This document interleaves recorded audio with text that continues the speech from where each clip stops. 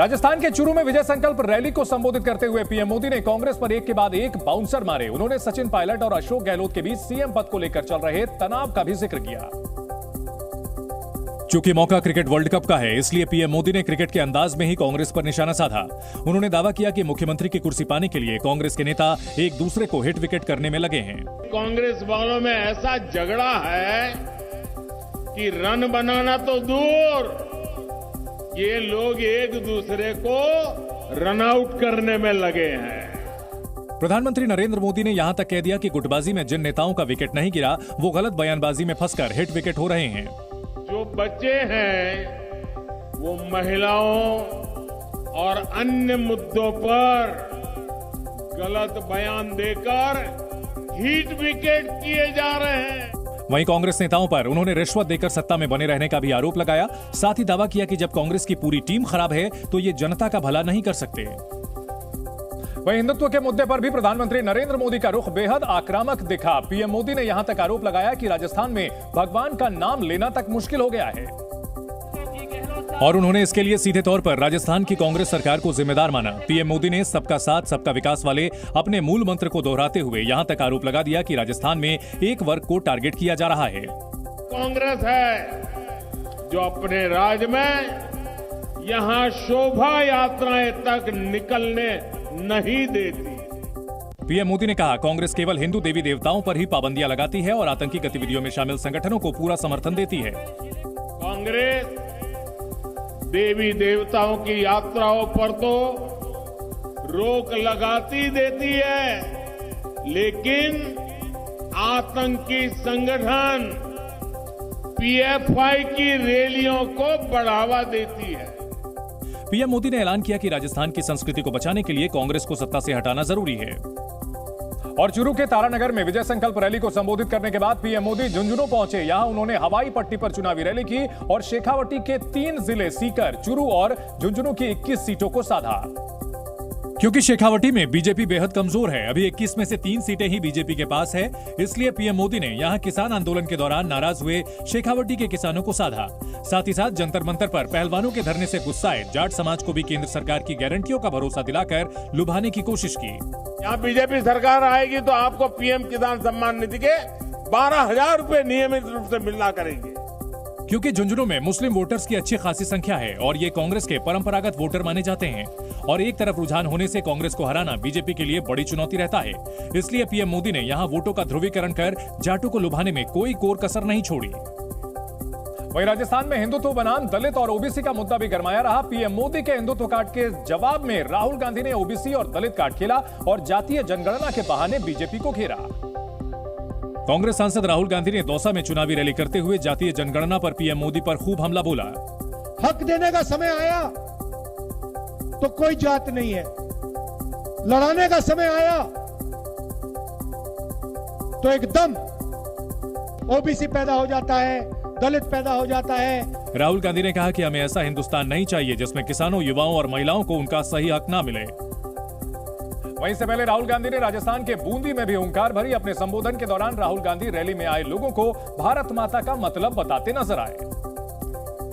हालांकि उनका यह बयान हैरान करने वाला था, क्योंकि पहले तो उन्होंने लोगों से ही भारत माता का मतलब पूछा और फिर खुद ही उसका मतलब समझाने लगे। इस दौरान लोग उन्हें बेहद हैरानी से देख रहे थे। ये भारत माता ये धरती है, हाँ ना हैगी? ये भारत माता इस देश के लोग हैं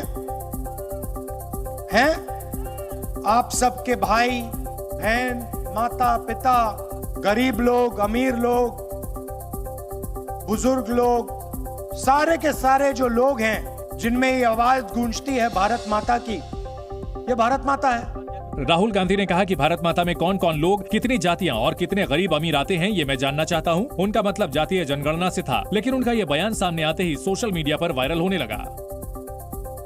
चुनावी सरगर्मी के बीच पूर्व प्रधानमंत्री इंदिरा गांधी की जयंती पर जयपुर में कार्यक्रम हुआ। इस मौके पर सीएम अशोक गहलोत ने कांग्रेस कार्यालय पहुंचकर इंदिरा गांधी को श्रद्धांजलि दी और फिर बीजेपी पर कई गंभीर आरोप लगाए।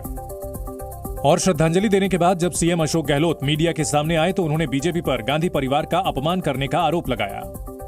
इनके लिए इंदिरा जी का त्याग बलिदान कुछ भी नहीं है। राजीव गांधी के शहीद होने का कोई इनको दुख नहीं है। सीएम अशोक गहलोत ने यह दावा करके सनसनी मचा दी कि बीजेपी के लोग गांधी परिवार की जड़ें खत्म करने में जुटे हैं। तकलीफ यही हो रही है कि परिवार जो धुरी बना हुआ है कांग्रेस की, उसको कमजोर कैसे करें, बस ये बात है। सीएम अशोक गहलोत ने कांग्रेस की सरकार में हुए कामकाज भी गिनवाए और यहां तक कह दिया कि बीजेपी के लोग देश के लिए किए गए कांग्रेस के योगदान को भूल गए हैं। और मीडिया से बातचीत करने के बाद सीएम अशोक गहलोत ने कांग्रेस के समर्थकों से भी मुलाकात की। ये लोग देख नहीं सकते थे, लेकिन कांग्रेस समर्थकों को कांग्रेस की जीत का पूरा भरोसा था।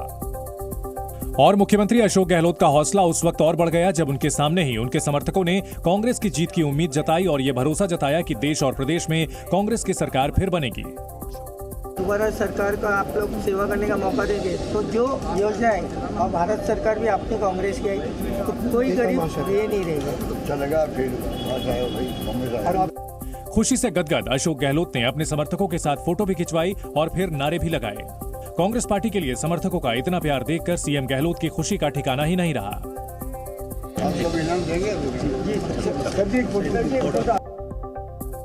राजस्थान में विधानसभा चुनाव में उम्मीदवारों से जुड़ी कई रोचक जानकारियां सामने आ रही हैं। ये जानकारियां प्रत्याशियों ने अपने चुनावी हलफनामे में बताई हैं। इस बार राजस्थान चुनाव में 8 उम्मीदवार ऐसे हैं जिनकी 2-2 पत्नियां हैं। इस लिस्ट में कांग्रेस के 4 उम्मीदवार और बीजेपी के भी उम्मीदवार शामिल हैं। वहीं प्रतापगढ़ सीट पर बीजेपी और कांग्रेस दोनों के प्रत्याशियों की 2-2 पत्नियां हैं। प्रतापगढ़ से बीजेपी उम्मीदवार हेमंत मीणा की 2 पत्नियां सारिका और संगीता मीणा हैं, जबकि प्रतापगढ़ से कांग्रेस उम्मीदवार रामलाल मीणा की भी 2 पत्नियां गेंदा देवी और इंदिरा देवी हैं। वहीं उदयपुर के वल्लभनगर से बीजेपी उम्मीदवार उदयलाल डांगी की भी 2 पत्नियां हैं, जबकि उदयपुर जिले की ही खेरवाड़ा सीट से कांग्रेस प्रत्याशी दयाराम परमार की 2 पत्नियां हैं, जिनके नाम कमला और अमृता हैं। उदयपुर की झाड़ोल सीट से बीजेपी प्रत्याशी बाबूलाल खराड़ी ने भी 2 पत्नियों की जानकारी दी है, जबकि बांसवाड़ा की गढ़ी सीट से बीजेपी प्रत्याशी कैलाश चंद्र की 2 पत्नियां संतु और सविता हैं। किशनपोल विधानसभा से कांग्रेस प्रत्याशी अमीनुद्दीन कागजी की 2 पत्नियां हैं। हलफनामे के मुताबिक रेशमा और मोनिका शर्मा उनकी पत्नियां हैं। बांसवाड़ा की घाटोल सीट से कांग्रेस उम्मीदवार नानालाल नीनामा ने भी 2 पत्नियों की जानकारी दी है। पूर्व प्रधानमंत्री इंदिरा गांधी की जयंती पर कांग्रेस अध्यक्ष समेत कई वरिष्ठ नेताओं ने श्रद्धांजलि दी। दिल्ली में शक्ति स्थल पर कांग्रेस के राष्ट्रीय अध्यक्ष मल्लिकार्जुन खड़गे, कांग्रेस नेता सोनिया गांधी, राहुल गांधी और कांग्रेस महासचिव केसी वेणुगोपाल ने पुष्पांजलि अर्पित कर श्रद्धांजलि दी। उत्तर प्रदेश के मुख्यमंत्री योगी आदित्यनाथ ने वृंदावन पहुंचकर बांके बिहारी मंदिर में पूजा अर्चना की। उन्होंने प्रदेश की जनता के कल्याण की कामना की। ब्लॉकबस्टर फिल्म धूम और धूम 2 के डायरेक्टर संजय गढ़वी का आज निधन हो गया। सुबह मॉर्निंग वॉक के दौरान उन्हें हार्ट अटैक आया था, जिसके बाद उन्हें अस्पताल ले जाया गया, जहां उन्हें मृत घोषित कर दिया गया। छत्तीसगढ़ के बिलासपुर में तेज रफ्तार ट्रक ने बाइक को टक्कर मारी। हादसे में बाइक सवार युवक की मौके पर ही मौत हो गई। हादसे में 2 लोग घायल हैं। चुनावी राज्य राजस्थान की हॉट सीट उदयपुर पर्यटन के लिए विश्व प्रसिद्ध है और यहां के राजनेता भी सुर्खियों में रहते हैं। उदयपुर में जनता का क्या मूड है, इसका जायजा लिया जी न्यूज की टीम ने।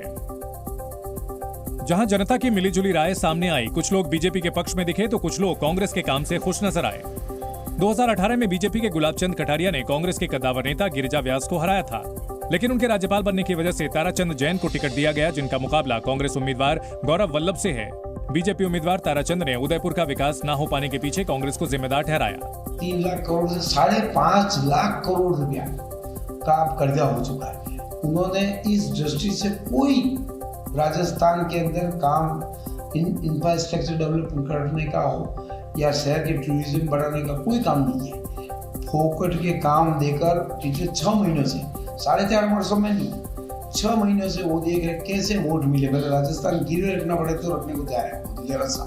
ताराचंद ने कहा कि 5 साल में सरकार बदलने से भी विकास के काम रुके। कांग्रेस ने इस बार उदयपुर शहर सीट के लिए अपना बड़ा चुनावी दांव चलाया। किसी स्थानीय नेता को टिकट न देते हुए अपने प्रवक्ता गौरव वल्लभ को पैराशूट उम्मीदवार के तौर पर चुनावी मैदान में उतार दिया, जिसके बाद से गौरव भी उदयपुर के चक्कर लगा रहे हैं ताकि जमीनी स्तर पर वो अपनी पैठ को मजबूत बना सके। गौरव वल्लभ ने उदयपुर सीट से अचानक टिकट मिलने पर खुशी जताई और दावा किया कि स्थानीय कार्यकर्ताओं में इस फैसले से कोई नाराजगी नहीं है।